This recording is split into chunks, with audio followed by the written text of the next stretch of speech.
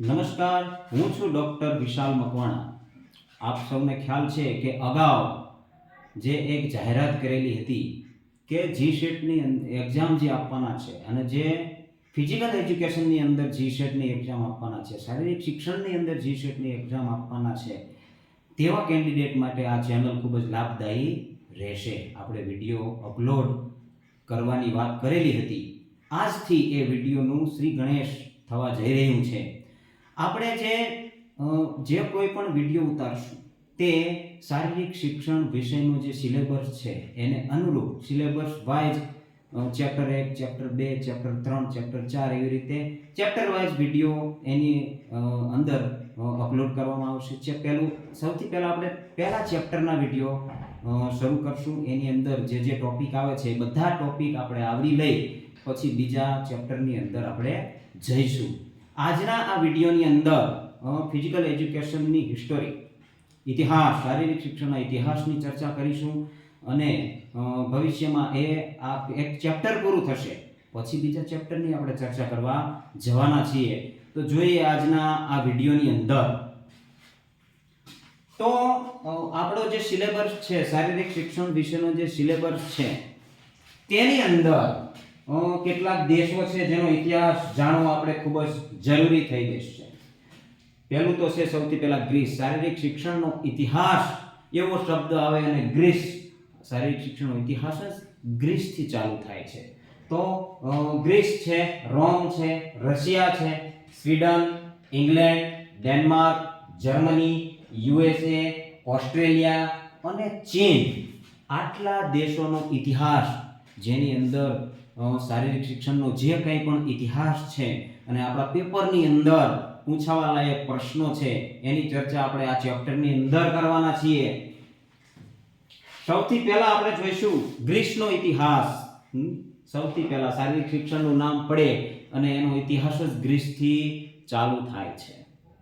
જે ગ્રીસ છે એ ઇતિહાસની અંદર મેઇન ટોપિકની અંદર રહેશે. એની અંદરથી ઘણા બધા પ્રશ્નો પૂછાય છે.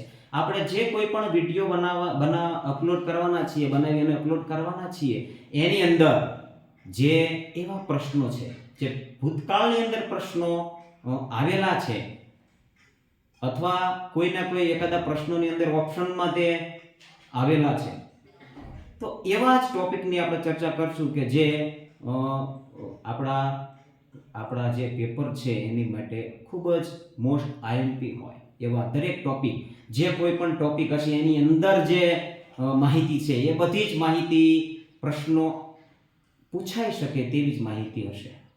જોઈએ આજના જે ટોપિક છે ગ્રીસમાં શારીરિક શિક્ષણનો વિકાસ. એની અંદર જોઈએ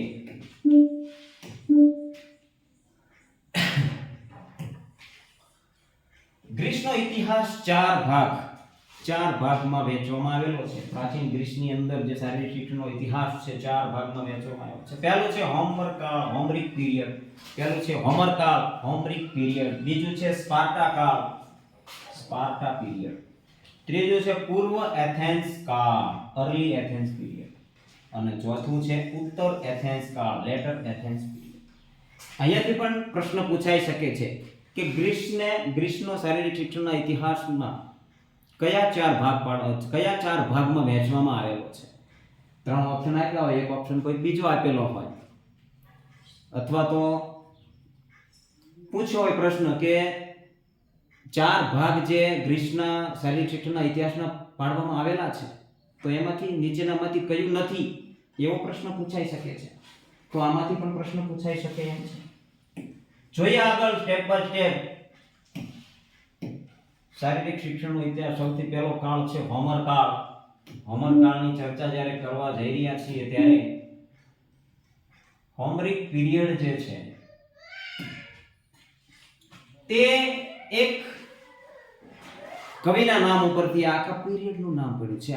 આખો જે કાળ છે એ કાળનું નામ પડ્યું છે એક કવિની ઉપર. તે કવિનું નામ છે હોમર.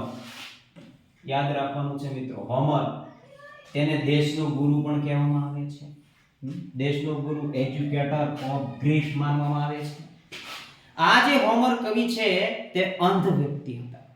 અને અંધ વ્યક્તિ હોવા છતાં તેમને બે કાવ્યો લખેલા છે, ઇલિયાડ અને ઓડિસી. ઇલિયાડ અને ઓડિસી એમ બે કાવ્યો લખેલા છે. અને આ બે કાવ્યોની ગણના વેદવ્યાસના વેદો સાથે કરવામાં આવે છે. વેદવ્યાસના વેદો સાથે બે કાવ્યોની ગણના કરવામાં આવે છે. આ હોમર કાળ છે એની અંદર જે લોકોનું મુખ્ય કાર્ય હતું ખેતી અને પશુપાલન. યાદ રાખવાનું છે મિત્રો, ખેતી અને પશુપાલનનું કાર્ય મુખ્ય હતું. હોમરે પોતાના કાવ્યોમાં તીરંદાજી કઈ કઈ રમતોનો ઉલ્લેખ કરેલો છે. તીરંદાજી, મલ્લયુદ્ધ, રથદોડ, ભાલા ફેંક એટલે કે જેવેલિન થ્રો નું વર્ણન કરેલું છે. એને જે કાવ્યો લખ્યા છે એનું વર્ણન કરેલું છે. આ કાળમાં શિક્ષણનું લક્ષ્ય મેન ઓફ એક્શન અને મેન ઓફ એક્શન અંગ્રેજી શબ્દ પણ છે, અને મેન ઓફ વિઝડન. શિક્ષણનું લક્ષ્ય શું હતું? મેન ઓફ એક્શન અને મેન ઓફ વિઝડન. આ પ્રશ્ન પણ પૂછાઈ ગયેલો છે. ખાસ યાદ રાખવાનું છે કયા કાળની અંદર શિક્ષણનું લક્ષ્ય મેન ઓફ એક્શન અને મેન ઓફ વિઝડન હતું. આવો પ્રશ્ન પૂછાય તો કયો કાળ આવશે? હોમર કાળ. ચલો આગળ જોઈએ.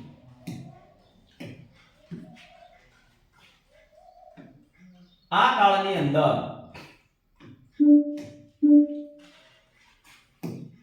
આ કાળ જે છે યોદ્ધાઓ, રાજકુમારો, સમુદ્રી વ્યાપારીઓ અને સમુદ્રી ડાકુઓ, લૂંટેરાઓનો કાળ કહેવામાં આવે છે. આ કાળની અંદર સમુદ્રના મારફતે જે વેપારીઓ વેપાર કરતા હતા, એના માર્ગ દ્વારા વેપાર કરતા હતા, તો સ્વાભાવિક છે સમુદ્રની અંદર એને લૂંટવા વાળા ડાકુઓ, લૂંટેરાઓ તો હોવાના જ.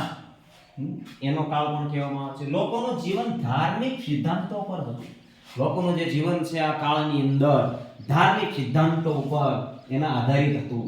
આ મિત્રો હોમરનો ફોટો છે. જો અંત કવિ જે હોમર છે એના બે કાવ્યો છે, ઓડિસી અને ઇલિયાડ. એ પુસ્તકના ફોટો છે. ચલો આગળ જોઈએ.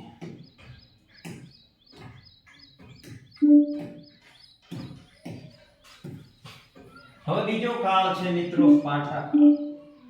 સ્પાર્ટન પીરિયડ. આ કાળને શાસ્ત્રીય યુગ કહેવામાં આવે છે, ક્લાસિકલ યુગ. ભૂતકાળની અંદર પ્રશ્ન બનેલો છે કયા કાળને ક્લાસિકલ યુગ કહેવામાં આવે છે? તો જવાબ મિત્રો આવશે સ્પાર્ટા કાળ. આ કાળમાં શારીરિક શિક્ષણ નો કાર્યક્રમ ખૂબ જ કઠિન હતો, કારણ કે આ કાળની અંદર જે શારીરિક શિક્ષણ આપવાનો જે ઉદ્દેશ્ય હતો તે સૈનિક તૈયાર કરવો એ જ મુખ્ય ઉદ્દેશ હતો. માટે આ કાળ ખૂબ જ કઠિન, જે શારીરિક શિક્ષણ છે, વ્યાયામ કાર્યક્રમ છે, એ ખૂબ જ કઠિન ગણાતો હતો, કારણ કે સૈનિક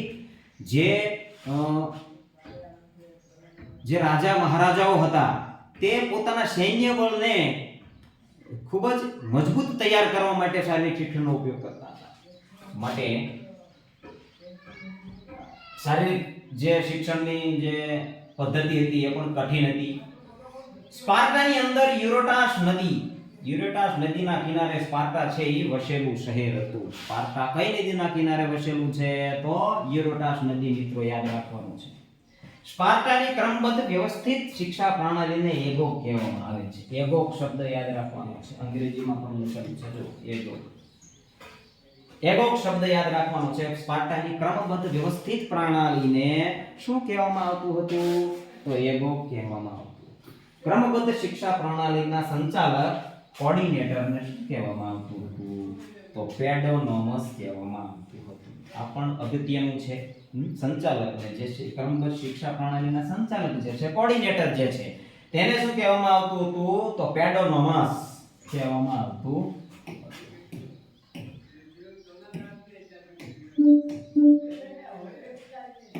એની અંદર આગળ જોઈએ તો સ્પાર્ટામાં રમતગમતના મેદાનને પ્લેટેનિસ્ટા શબ્દ ખૂબ જ અગત્યનો છે. પ્લેટેનિસ્ટા કહેવામાં આવતું હતું. રમતગમતનું જે મેદાન હોય તેને પ્લેટેનિસ્ટા કહેવામાં આવતું હતું. સ્પાર્ટામાં બાળકો અને યુવાનોનું જીવન. સ્પાર્ટાની અંદર જે બાળકો છે, જે બાળ અવસ્થા છે, ત્યાંથી જે યુવાન અવસ્થા સુધી જે એને જુદી જુદી પરિસ્થિતિઓનો સામનો કરવો પડતો હતો તે આપણે જોઈએ તો બાળક જે છે એ 7 વર્ષ સુધી જ માતાના રક્ષણમાં રહે છે. 7 વર્ષનું થાય એટલે તરત જ 7 થી 12 વર્ષ, 7 વર્ષનું થાય એટલે તરત જ બેરી એક અનુશાસન માટેનું સ્થળ હતું, જ્યાં 7 થી 7 વર્ષનું બાળક થાય એટલે પછી તેને એ બેરિક નામના સ્થળે મોકલવામાં આવતું હતું અને ત્યાં અનુશાસનના નિયમો કેટલાય કડક હતા, તેને પાળવાના થતા હતા. ક્યાં સુધી? તો કે 12 વર્ષ સુધી. 12 વર્ષ સુધી એ બાળક ત્યાં રહેતું હતું. 12 થી 20 વર્ષ, 12 વર્ષ પૂરા થાય અને 20 વર્ષ સુધી કઠોર સૈનિક તાલીમ એને આપવામાં આવતી હતી. કઠોર સૈનિક તાલીમ તેને આપવામાં આવતી હતી. 20 થી 30 વર્ષ, 20 વર્ષ પૂરા થાય અને 20 થી 30 વર્ષ સુધી અસ્ત્ર શસ્ત્ર ચલાવતા શીખવામાં. કારણ કે આપણે જોયું કે મુખ્ય ઉદ્દેશ્ય શું હતો? સૈનિક તૈયાર કરવો. તો સૈનિકને અસ્ત્ર શસ્ત્ર ચલાવવા ખૂબ જ અગત્યના હોય છે. તો તે ચલાવવા 20 થી 30 એટલે કે 10 વર્ષનો ગાળો લાગતો હતો. 30 વર્ષનું થાય બાળક, 30 વર્ષનું થાય, યુવાવસ્થામાં 30 વર્ષનું થાય એટલે પછી તેને લગ્ન કરવાની પરવાનગી મળતી હતી. લગ્ન કરવાની પરવાનગી ક્યારે મળતી હતી? 30 વર્ષ પછી. 60 વર્ષ સુધી તેને દેશ સેવા કરવાની હતી. પછી નિવૃત્ત થઈ જતો સૈનિક. અને કેટલાક નૃત્યો હતા જે આ કાળની અંદર, કેટલાક નૃત્યો, ધાર્મિક નૃત્યો હોઈ શકે છે, જિમ્નાસ્ટિક નૃત્ય હોઈ શકે છે. એના નામ અગત્યના છે, ખાસ આપણે યાદ રાખવાના છે. જિમ્નાસ્ટિક યુક્ત જે નૃત્ય હતું, જિમ્નાસ્ટિકની પ્રવૃત્તિ વાળું નૃત્ય હતું, તેને વિબાસીસ કહેવામાં આવે છે. વિબાસીસ શબ્દ પકડજો, વિબાસીસ. આ શબ્દ તમારે યાદ રાખવાનો છે. આમાં આવા દરેક શબ્દ છે, જે માહિતી છે એને તમે નોટની અંદર નોટ કરી શકો છો અને પછી એને તૈયારી એની કરી શકો છો, ચોક્કસ યાદ રહેશે. ધાર્મિક નૃત્યો જે હતા એને હારેમસ કહેવામાં આવે છે. હારેમસ અને કેસાઇટિસ બે નૃત્યો હતા ધાર્મિક, એક હારેમસ અને એક કેસાઇટિસ. હારેમસ અને કેસાઇટિસ સૈનિકોનું નૃત્ય છે, જેની અંદર સૈનિકો એની પોતાનું બળ જે એનું છે, જે એની ટ્રેનિંગ અપાયેલી છે, એની બધું કર્તવ્યો દેખાડતા છે, એ નૃત્યને કહેવાય પાપી હિટ. પાપી હિટ શબ્દ છે, યાદ રાખવાનો છે. પાપી હિટ નોટની અંદર નોટ કરજો ખાસ. જે પણ માહિતી છે એ બધી પ્રશ્નો પૂછાઈ શકે એવી જ માહિતી છે. આઈએમપી માહિતી જેને કહેવાય ને, એવી જ માહિતી આપણે એવી જ માહિતીનો વિડિયો બનાવવાનો છે. આપણે કોઈ ખોટી વધારાની ચર્ચા કરવાની થતી નથી વિડિયોની અંદર, કારણ કે વિડિયો લાંબો કરી અને આપણને કોઈ પણ પ્રકારનો ફાયદો થવાનો નથી. આ માહિતી છે ખૂબ જ યાદ રાખવા જેવી છે. એક પર્વત છે, ટાઇગેટ્સ નામનો પર્વત છે, માઉન્ટેન ટાઇગેટ્સ નામનો પર્વત છે. સ્પાર્ટાની અંદર જે બાળકનો જન્મ થાય છે, નગરના જે અધિકારીઓ હોય છે એના દ્વારા એ બાળકની જાંચ કરવામાં આવે છે. એને જાંચ કરવાની અંદર જો એ બાળક નબળું જણાય, જો સ્વચ્છ હોય તો તેને જીવવાનો અધિકાર છે, પરંતુ જો અસ્વસ્થ જણાય, નબળું જણાય, દુર્બળ જણાય તો એ બાળકને આ પર્વત, કયો પર્વત છે? ટાઇગેટ્સ નામનો પર્વત છે, ત્યાંથી ગબડાવી અને તેનો નાશ કરવામાં આવતો, તેને મૃત્યુ દંડ આપવામાં આવતો હતો, મૃત્યુ આપવામાં આવતું હતું. એવી રૂઢી પરંપરા હતી આ કાળની અંદર. અને જો સ્વચ્છ બાળક હોય તો એને જ જીવવાનો અધિકાર હતો. ખાસ યાદ રાખવાનું છે, એ પર્વતનું નામ જે છે એ ટાઇગેટ્સ. રાજાની સહાયતા માટે બે સભા હતી આ કાળની અંદર. બે સભા ભરાતી. રાજાને કંઈક મુશ્કેલી થાય અથવા કંઈક નિર્ણયો લેવાના હોય તો એના માટેની બે સભા હતી. એક સભા છે બ્યુલ શબ્દ ખાસ નોટ કરવા જેવો છે. બ્યુલ જે સામંતોની સભા હતી એને બ્યુલ કહેવામાં આવે છે. અને એગોરા જે છે એ સ્વતંત્ર નાગરિકોની સભા જે બોલાવવામાં આવતી હતી તેને એગોરા કહેવામાં આવતું હતું. અને સામંતોની જે સભા છે તેને બ્યુલ કહેવામાં આવતું હતું. બંને શબ્દો અગત્યના છે, બંને સભાના શબ્દો અગત્યના છે. શારીરિક શિક્ષણનો ઉદ્દેશ્ય એક ફોજી તૈયાર કરવું એવું હતું. સૈનિક તૈયાર કરવું, ફોજી તૈયાર કરવું. આપણે આગળ પણ જોયું. આ કાળમાં શિક્ષણનો ઉદ્દેશ્ય મેન ઓફ એક્શન હતું. મેન ઓફ એક્શન આગળ જે હોમવર્ક પીરિયડની અંદર આપણે જોયું કે મેન ઓફ એક્શન અને એક બીજો શબ્દ પણ હતો મેન ઓફ વિઝડમ. અને આ જે કાળ છે સ્પાર્ટા કાળની અંદર ખાલી મેન ઓફ એક્શન છે, શબ્દ યાદ રાખવાનો છે. આ કાળની અંદર કુસ્તી, રેસલિંગ રમત વધારે પ્રચલિત હતી. જો અહીંયા રેસલિંગ જોઈ શકો છો. એ કાળનો જે ફોટો છે એ આપણે મૂકેલો છે. અને આ સ્પાર્ટાની સેના છે. રેસલિંગ જે છે ખૂબ જ પ્રચલિત હતી, કુસ્તી. આગળનો જે કાળ છે પૂર્વ એથેન્સ કાળ, અર્લી એથેન્સ પીરિયડ. એથેન્સ નામ ત્યાંના રાજા આક્ટિયોસ પરથી પડ્યું. એથેન્સ જે શહેરનું નામ છે કોના ઉપરથી પડ્યું, આવો પ્રશ્ન પૂછાઈ જાય તો આક્ટિયોસ પરથી એથેન્સ નામ પડેલું છે. આક્ટિયોસ, રાજા આક્ટિયોસ યાદ રાખવાનું છે. આ કાળમાં લોકો પ્રજાતંત્રવાદી હતા. ડેમોક્રેટિક જેને કહેવાય છે, ડેમોક્રેટિક પ્રજાતંત્રવાદી આમાં લોકો હતા આ કાળની અંદર.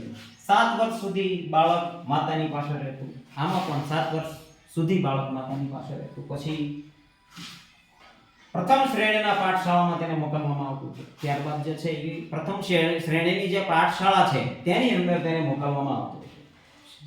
સૈનિક શિક્ષણની સાથે સાથે નૈતિક શિક્ષણ પણ, નૈતિક મૂલ્યો પણ બાળકની અંદર આવે એ પણ આપવામાં આવતું હતું. આપણે આગળ જોયું સ્પાર્ટાની અંદર માત્ર સૈનિક તૈયાર કરવો એ જ ઉદ્દેશ્ય. અહીંયા શું આવ્યું, નૈતિક શિક્ષણ પણ બાળકને મળે તે અર્લી એથેન્સ પીરિયડની અંદર એનું ઉદ્દેશ્ય, શિક્ષણનું ઉદ્દેશ્ય હતું.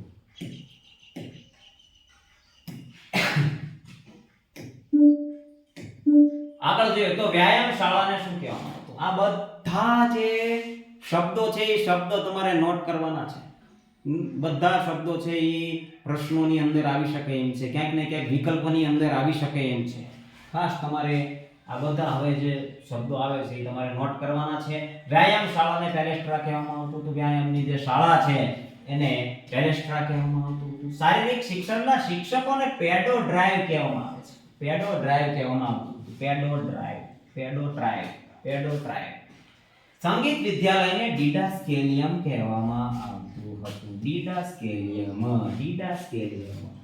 કુસ્તી અને બોક્સિંગ, કુસ્તી અને બોક્સિંગ. મુક્કાબાજી, મુક્કાબાજી શબ્દ પરીક્ષાની અંદર કદાચ પ્રશ્નમાં મુક્કાબાજી આવી જાય તો ગભરાવાનું નહીં. મુક્કાબાજી એ જ બોક્સિંગ. મિશ્રિત રમત જે હતી એને પેનટ્રેશન કહેવામાં આવે છે. પેનટ્રેશન, પેનટ્રેશન કહેવામાં આવતું હતું. દડાનો ઉપયોગ કરીને જે શિક્ષણ આપે છે એવા અધ્યાપકને ફેરિસ્ટિસ કહેવામાં આવે છે. ફેરિસ્ટિસ ખૂબ જ અઘરો શબ્દ છે. ફેરિસ્ટિસ શબ્દ જે શબ્દ છે એ પણ અગત્યનો છે, એને પણ નોટ કરી લેજો. અઘરો શબ્દ છે, નોટ કરશો, રોજ રિપીટ કરશો તો યાદ રહી જશે. એક વખત વાંચી અને પછી મૂકી દેશો તો યાદ રહેશે નહીં. ખૂબ જ અગત્યના પ્રશ્નો આમાંથી આવવાની સંભાવના છે. બરછી ફેંક, જેવેલિયન થ્રો નો પ્રયોગ કરીને, બરછીનો ઉપયોગ કરી અને જે શિક્ષણ આપે છે એને કહેવાય છે એકોન્ટિસ્ટસ. એકોન્ટિસ્ટસ, એકોન્ટિસ્ટસ કહેવામાં આવે છે. ધનુર્વિદ્યા કે આર્ચરી શીખવવા વાળા અધ્યાપકને ટોક્સોટોઝ કહેવામાં આવે છે. ધનુર્વિદ્યા શીખવે અથવા તો આર્ચરી, આર્ચરી અને ધનુર્વિદ્યા બંને સેમ છે. આર્ચરી એ જ ધનુર્વિદ્યા છે, એને કહેવાય છે ટોક્સોટોઝ કહેવામાં આવે છે. અસ્ત્ર, શસ્ત્ર ચલાવતા શીખવવા વાળા અધ્યાપકને હોગ્લોમેટોઝ, હોગ્લોમેટો. અસ્ત્ર, શસ્ત્ર બંને ચલાવતા શીખવે છે એને કહેવાય છે હોગ્લોમેટોઝ. ગરીબ લોકોના વ્યાયામ કરવાનું સ્થળ લાન્સોસાર્ગસ. ગરીબ લોકોનું જે વ્યાયામ કરવાનું સ્થળ છે એને કહેવાય છે લાન્સોસાર્ગસ, લાન્સોસાર્ગસ. મડબાથ, માટીમાં સ્નાન આ સમયની અંદર ખૂબ જ પ્રસિદ્ધ હતું. માટીની અંદર લોકો સ્નાન કરતા હતા. એ ખૂબ જ પ્રચલિત હતું આ કાળની અંદર.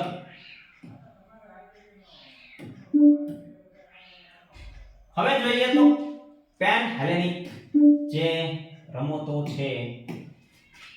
આ સમયમાં કેટલીક રાષ્ટ્રીય સમારોહ ઉજવવામાં આવતા હતા અને એ સમારોહને કહેવામાં આવે છે પેન હેલેનિક સમારોહ.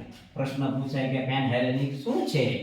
તો અર્લી એથેન્સ પીરિયડની અંદર, અર્લી એથેન્સ પીરિયડની અંદર જે રાષ્ટ્રીય સમારોહ ઉજવવામાં આવતા હતા એને પેન હેલેનિક રમતો કહેવામાં આવે છે. અને તે કેટલા હતા? તો કે ચાર સમારોહ હતા. આ સરસ મજાનો કોઠો તૈયાર કરેલો છે. તો કયા હતા? ઓલિમ્પિક ગેમ હતી, પિથિયન ગેમ છે, ઇસ્થમિયન ગેમ છે અને નીમિયન ગેમ છે. આ 4 સમારોહ, એના નામ છે ઓલિમ્પિક, પિથિયન, ઇસ્થમિયન અને નીમિયન. એની અંદર જે મેન જે પ્રશ્નો પૂછાઈ શકે તેવા જે ટોપિક છે એનો આખો કોઠો તૈયાર કરેલો છે. ખાસ તમારે આ કોઠો તમે વિડિયોને પોઝ કરી અને તમે નોટ કરી શકો છો. તો ઓલિમ્પિક ગેમ જે છે એ ઓલિમ્પસ નામના સ્થળ ઉપર, એલિસ નગરની અંદર ઓલિમ્પસ નામના સ્થળ ઉપર તેનું આયોજન થતું હતું. એના દેવતા કોણ હતા? જીએસ દેવતા, god of sky. God of sky જીએસ દેવતાના માનાર્થે ઉત્સવ ઉજવવામાં આવતો હતો. ઈસવીસન પૂર્વ અને 776 ની અંદર તેની શરૂઆત થયેલી હતી.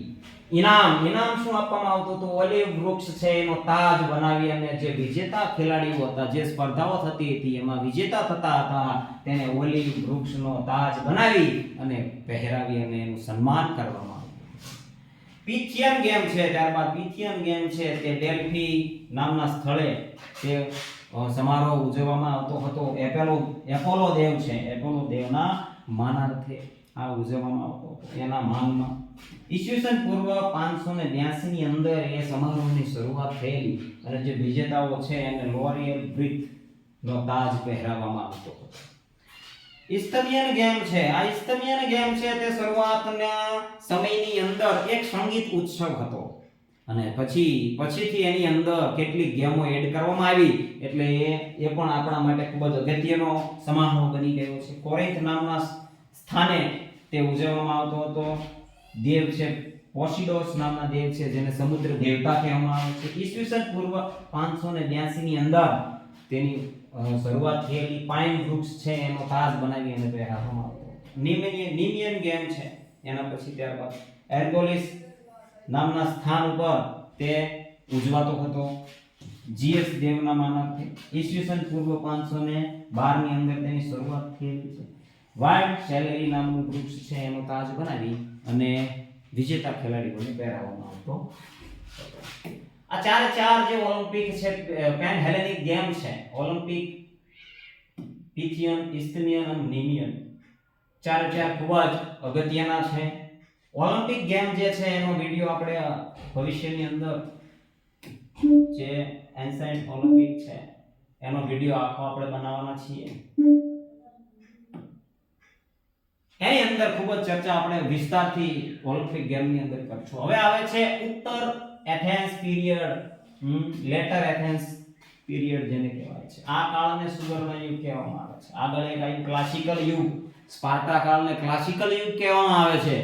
તો લેટર એથેન્સ, ઉત્તર એથેન્સ પીરિયડ જે ઉત્તર એથેન્સ કાળ જે છે એને સુવર્ણ કાળ કહેવામાં આવે છે, ગોલ્ડન પીરિયડ કહેવામાં આવે છે. શબ્દ યાદ રાખવાનો છે, આ માહિતી ખૂબ જ અગત્યની છે, નોટ કરી લેવી.